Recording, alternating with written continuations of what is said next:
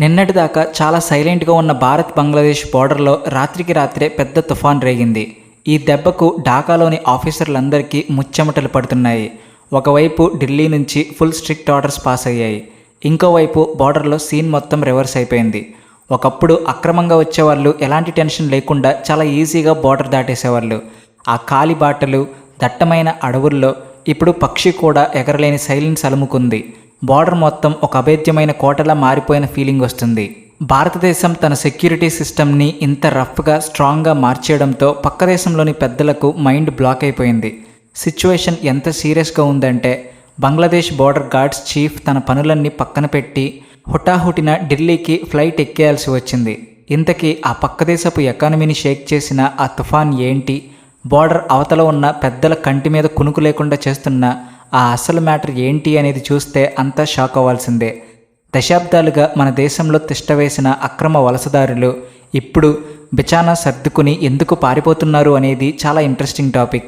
మన government master plan ఏంటి అనేది చూస్తే ఇది మామూలు విషయం కాదు అనిపిస్తుంది. ఇన్నాళ్ళు ఓపెన్ బోర్డర్స్, వీక్ సెక్యూరిటీని అడ్డం పెట్టుకుని భారతదేశంలోకి అక్రమంగా దూరిన వాళ్ళ కాళ్ళ కింద నేల కదిలిపోయింది. అడ్మినిస్ట్రేషన్ యాక్షన్ ఎంత గట్టిగా ఉందంటే ఎవరికి కనీసం ఊపిరి పీల్చుకునే గ్యాప్ కూడా దొరకట్లేదు. ఒకప్పుడు ఫేక్ డాక్యుమెంట్లు క్రియేట్ చేసి దేశంలో ఎక్కడో ఒకచోట హైదరాబాద్, ఢిల్లీ, ముంబై లాంటి పెద్ద సిటీల్లో దాక్కుని లోకల్ జనాల్లో కలిసిపోయేవాళ్ళు. లోకల్ లీడర్ల సపోర్ట్ కూడా వాళ్లకు బాగా దొరికేది. ఆధార్ కార్డులు, రేషన్ కార్డులు, పాన్ కార్డులు లాంటివి రాత్రికి రాత్రే వాళ్ళ పేర్ల మీద రెడీ అయిపోయేవి. అలా మన దేశపు రిసోర్సెస్ అన్నీ వాళ్ళు ఎంజాయ్ చేసేవాళ్ళు. కానీ ఆ రోజులు పోయాయి. ఇల్లీగల్గా వచ్చే వాళ్ళ ఆట కట్టించడానికి భారతదేశం ఒక భారీ ఆపరేషన్ స్టార్ట్ చేసింది. ఇదేదో పేపర్ల మీద ఇచ్చే వార్నింగ్లు, మైక్లో చెప్పే పొలిటికల్ డైలాగులు కాదు. గ్రౌండ్ లెవెల్లో యాక్షన్ దంచేస్తున్నారు. దీని అర్థం ఒకటే, భారతదేశ బోర్డర్స్లో ఇక ఒక్కంగుళం కూడా ఇల్లీగల్ ఆక్రమణను యాక్సెప్ట్ చేసే ఛాన్స్ లేదు. ఎక్కడి నుంచి వచ్చారో అక్కడికి ప్యాకప్ చెప్పి వెళ్ళిపోవాల్సిందే. మన రిసోర్సెస్ దోచుకోవడానికి ఒక్కరిని వదిలిపెట్టే ప్రసక్తే లేదు. దీని గురించి పూర్తి డీటెయిల్స్ తెలుసుకోబోయే ముందు చిన్న రిక్వెస్ట్, మీరు మా ఛానల్ సబ్స్క్రైబ్ చేసుకోకపోతే వెంటనే సబ్స్క్రైబ్ చేసుకోండి. కామెంట్ సెక్షన్లో జై హింద్ అని రాయడం మర్చిపోకండి.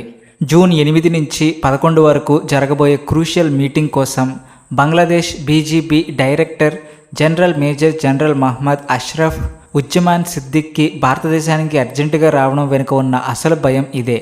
ఇది ఢిల్లీలో జరిగే ఏదో రొటీన్ మీటింగ్ కాదు. బంగ్లాదేశ్లో కొత్త గవర్నమెంట్ వచ్చాక బీఎస్ఎఫ్, బీజీబీ ఆఫీసర్ల మధ్య జరుగుతున్న ఫస్ట్ మీటింగ్ ఇది. ఈ 4 రోజుల మీటింగ్ స్ట్రాటజిక్ పాయింట్ ఆఫ్ వ్యూలో చాలా ఇంపార్టెంట్. ఎందుకంటే ఈసారి భారతదేశం డిఫెన్స్లో లేదు, పక్కా అటాకింగ్ మోడ్లో ఉంది. మన ఆఫీసర్లు టేబుల్ మీద ఫుల్ ప్రిపరేషన్తో కూర్చోబోతున్నారు. వాళ్ళ దగ్గర పక్కా ఇన్ఫర్మేషన్, ఎవిడెన్స్ అన్నీ రెడీగా ఉన్నాయి. ఇన్నాళ్ళు బంగ్లాదేశ్ దాటవేస్తూ వస్తున్న ప్రతి ప్రశ్నకు ఇప్పుడు ఆన్సర్స్ రాబట్టబోతున్నారు. అసలు బోర్డర్లో ఇంతటి ప్రకంపనలు సృష్టించిన కేంద్ర ప్రభుత్వం ప్లాన్ ఏంటో చూస్తే ఎవరికైనా మైండ్ పోవాల్సిందే. అదే మోస్ట్ పవర్ఫుల్ 3D పాలసీ. ఈ దెబ్బకు ఇల్లీగల్ వలసదారుల నడుము విరిగిపోయింది.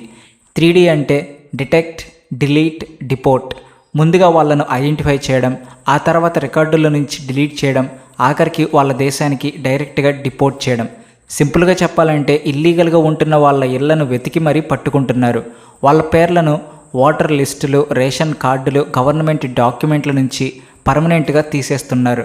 దీన్ని ఇప్పుడు ఎంత స్ట్రిక్ట్గా ఇంప్లిమెంట్ చేస్తున్నారంటే బోర్డర్ ఏరియాల్లో పెద్ద ఎత్తున టెన్షన్ స్టార్ట్ అయింది. ప్రతి వీధిలో, ప్రతి గల్లీలో మాస్ చెకింగ్స్ జరుగుతున్నాయి.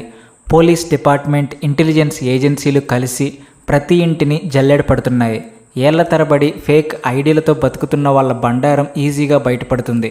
లోకల్ జనం హెల్ప్తో బయట వాళ్ళను కనురెప్పపాటులో పట్టేసుకునేలా ఒక పెద్ద నెట్వర్క్ రెడీ చేశారు.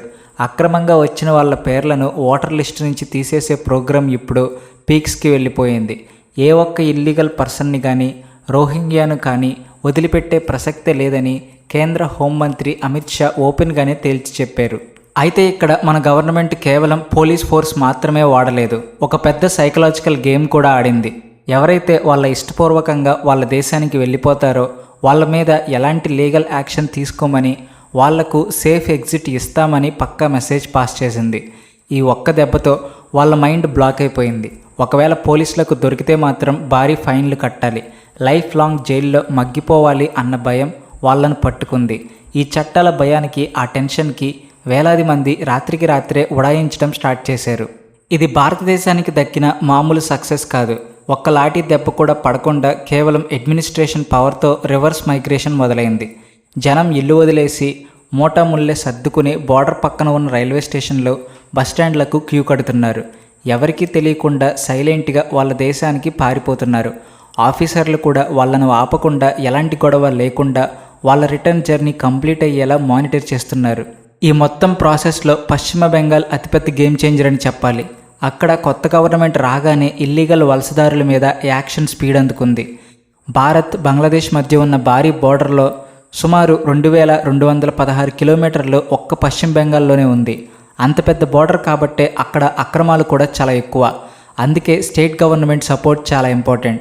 కొత్త గవర్నమెంట్ రాగానే పాత రోజుల్లా కాకుండా కేవలం వారం రోజుల్లోనే ఏకంగా 600 హెక్టార్ల భూమిని డైరెక్ట్గా బీఎస్ఎఫ్ చేతిలో పెట్టింది. ఇది మామూలు విషయం కాదు. ఏళ్ల తరబడి ల్యాండ్ ఇష్యూస్ వల్ల ఆగిపోయిన బార్డర్ ఫెన్సింగ్ పనికి ఇప్పుడు గ్రీన్ సిగ్నల్ పడింది. ఇప్పుడు బీఎస్ఎఫ్ వాళ్ళు డాక్యుమెంట్ల కోసం నెలల తరబడి ఆఫీసుల చుట్టూ తిరగాల్సిన పని అస్సలు లేదు. పైగా పట్టుబడిన వాళ్ళ కోసం స్టేట్ మొత్తం మీద డిటెన్షన్ సెంటర్లు కూడా స్పీడ్గా రెడీ చేస్తున్నారు. ఇదంతా ఎంత ఫాస్ట్గా జరుగుతుందంటే అక్రమార్కులకు కోలుకునే ఛాన్స్ కూడా దొరకట్లేదు. ఇందులో ఇంకో కీ పాయింట్ ఏంటంటే చికెన్ నెక్ కారిడార్. దీన్నే సిలిగురి కారిడార్ అని కూడా అంటారు. మీరు మ్యాప్లో చూస్తే ఇది కేవలం కొన్ని కిలోమీటర్ల వెడల్పు ఉన్న చాలా ఇరుకైన ప్లేస్. మన ఈశాన్య రాష్ట్రాలను మిగతా భారతదేశంతో కలిపే ఏకైక రూట్ ఇదే. ఇది స్ట్రాటజిక్గా ఎంత సెన్సిటివ్ ఏరియా అంటే ఏ చిన్న మిస్టేక్ జరిగినా, ఏ విదేశీ ముప్పు వచ్చినా దేశ భద్రతకే పెద్ద ప్రాబ్లం. అలాంటి హై సెక్యూరిటీ ఏరియాలో 121 హెక్టార్ల ల్యాండ్ని డైరెక్ట్గా కేంద్ర ప్రభుత్వానికి ట్రాన్స్ఫర్ చేశారు. దీనివల్ల అక్కడ పెట్రోలింగ్ పెంచడానికి, అడ్వాన్స్డ్ సీసీ కెమెరాలు పెట్టడానికి, బోర్డర్ను పూర్తిగా లాక్ చేయడానికి బీఎస్ఎఫ్కు ఫుల్ పవర్స్ వచ్చాయి. ఇక అక్కడి నుంచి ఏ అక్రమార్కుడు కూడా దాటే ఛాన్స్ లేదు. ఇంత స్ట్రాంగ్ యాక్షన్ తీసుకుంటుంటే ఢాకాలో గుండెదడ పెరగకుండా ఉంటుందా అసలు? రాబోయే ఢిల్లీ మీటింగ్లో వీటన్నిటి మీద భారతదేశం గట్టి కౌంటర్లు వేయడానికి ఫుల్గా రెడీ అయింది. మన టీంని లీడ్ చేస్తున్న బీఎస్ఎఫ్ డీజీ ప్రవీణ్ కుమార్ అయితే అస్సలు తగ్గే మూడ్లో లేడు. ఆయన యాటిట్యూడ్ చాలా స్ట్రిక్ట్గా ఉండబోతుంది.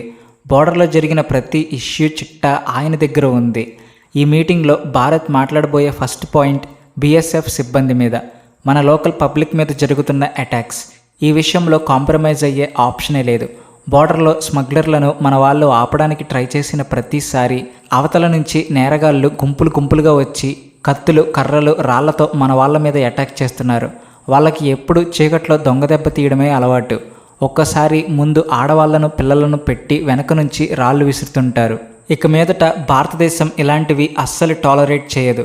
మన సైనికుల వైపు కన్నెత్తి చూసిన రిజల్ట్ చాలా సీరియస్గా ఉంటుందని ఈ మీటింగ్లో భారత్ గట్టి వార్నింగ్ ఇవ్వబోతుంది.